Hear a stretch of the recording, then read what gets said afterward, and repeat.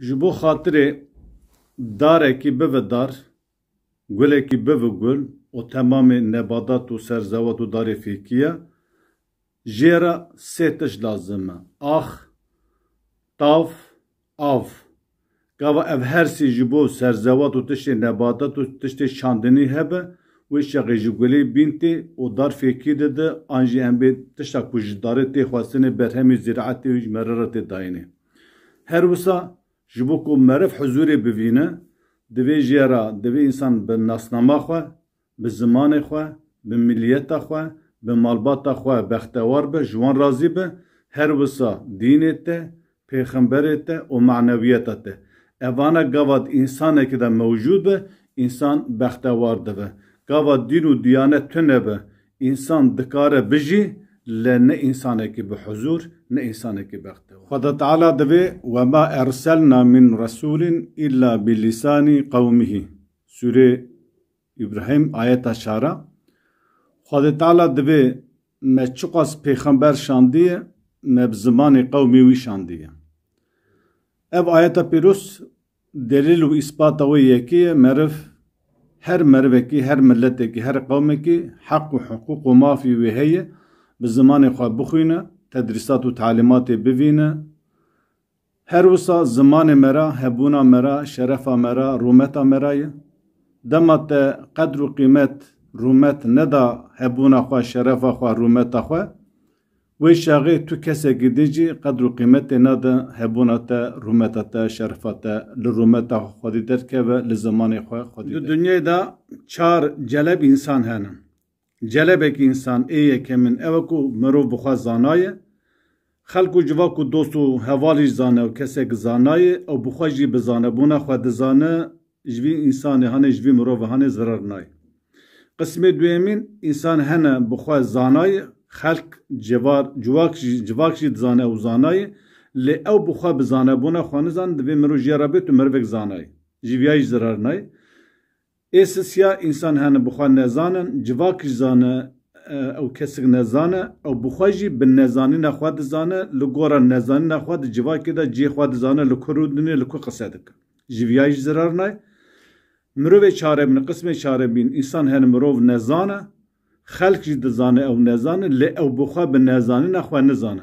Ew kesê ku bi nezanîna xwe nizane, ji wan dûr bisekine, ji wan zirar tê neve dost û rêz û hurmetgirtin û siyanetdayîn hîmê esasî ê jiyana civakê ye. Rêz û hurmetgirtin di guhdarîkirinê re derbas dibe. Dema kesekê li hember te qise kir, şa bi paşa be, axa û geda be. Bi baldarî wî godarî kir, li nav çavî mêzeke godarî bike. Gava te li nav çavî mêzeke te bi baldarî ew godarî kir, tê wê manayê tu qedr û qîmet didî wî, ew ji wî qedr û qîmetê de ruhiyeta xwe de hîz dike. Kî divê kêfa wî ye, gava te bi baldarî godarî kir, îlla di nava gotinê wî de gotinên bi kêrê te wer heye. Gotinê bi kêrê te nehas jî dev jê berde. Ji ber vê yeke gava te godarî kir, tu rêz û hurmetê nîşan dide, tu siyaneta wî digire. İnsanê aqilmend û zana, însanê zekî, însanê rêç û şopan a herî rast û durist, ew kesê ku karibe însana bi baldarî godarî bike. Sûrê Zümer ayeta 18 mêzeke. Eger rêz û hurmeta te ji nefsa te bi xwe re heye, li zimanê xwe xwedî derkeve. Zimanê te rûmeta te ye. Bira ken û giriyê te bi Kurdî be, şîn û şahiyê te bi Kurdî be, dawet û dîlanê te bi Kurdî be, çîrok û helbestên te bi Kurdî be. Her wisa bi Kurdî dînê xwe hîn bibe. Eger tu bixwazî dînê xwe hîn bibe, gelekî kitêb pirtûkên li ser bi zimanê Kurdî bi zeravayê kurmancî hatî nivîsandinê, tu dikare peyda kir bixwîne, dînê xwe hîn bibe.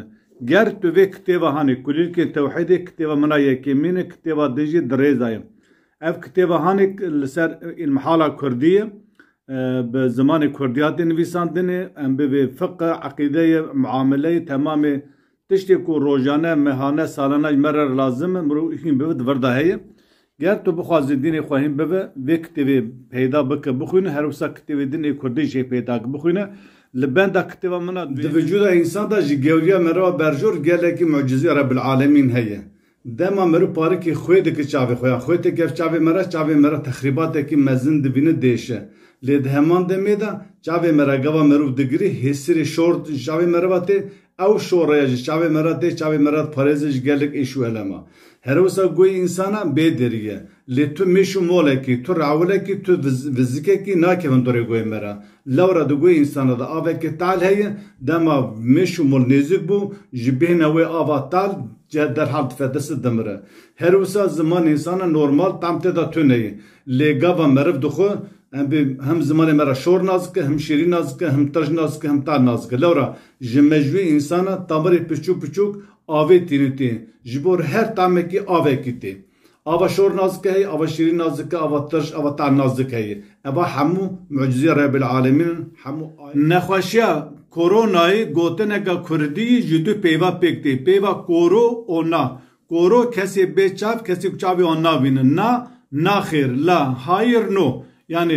nexweşiya ku heta bi mikroskopê 10,000 cara mezin nevin nayê dîtinê meriv korê wî ye mirov wî nabîne dibû ku dunyayê bêzane bûn ev gotina navê hanê li nexweşiya vîrusa koronayê kiriye lê gotinekî di forma Kurdî de ye koro na her wisa ev tişteka mîzahiyê ez behs dikim her wisa kesê ku zimanê xwe nebîne û bi zimanê xwe nexwîne hîn nebe hewil ne di mala xwe de xeber bide ew jî bi nexweşiya koro nayê ketî yani korê zimanê xwe ye şerme eybe fedîl zimanê xwe xwedî derkeve zimanê xelkê zimanê medeniyetê nebîne zimanê xwe jî zimanê paraketinê nebîne zimanê te hebûna te rûmeta te ye korê zimanê xwe nebe kesê zalim kesê bi exlaq e exlaq xeml û zîneta mirovatiyê ye bawakî din exlaq navê qanûn û nîzam û sîstema jiyaneka hevbeş e dema mirovekî xwest jêra rêz û hurmet were girtin siyaneta wî bê zanîn mafê wî were parastin divê ew jî bi heman şêweyê rêz û hurmetê a kesê hember xwe bigire siyaneta wî bizanibe û mafê wî biparêze dema mirovekî her tişt ji xwe re helal maf heq dît û kes hemberê xwe re qedexe heram û qebehet dît hûn bizanime ew mirova mirovekî bi exlaq e ji exlaqê însanetê tiştekî fêm nekiriye lewra exlaq qanûn û nîzama dîn û diyanetê ye kesê ku ji dîn û diyaneta xwe fehm neke ew kesê bi exlaq e bê edalet e zalim û zordar e dînê xwe li gora ku Xwedê gotî hîn bive û zulm û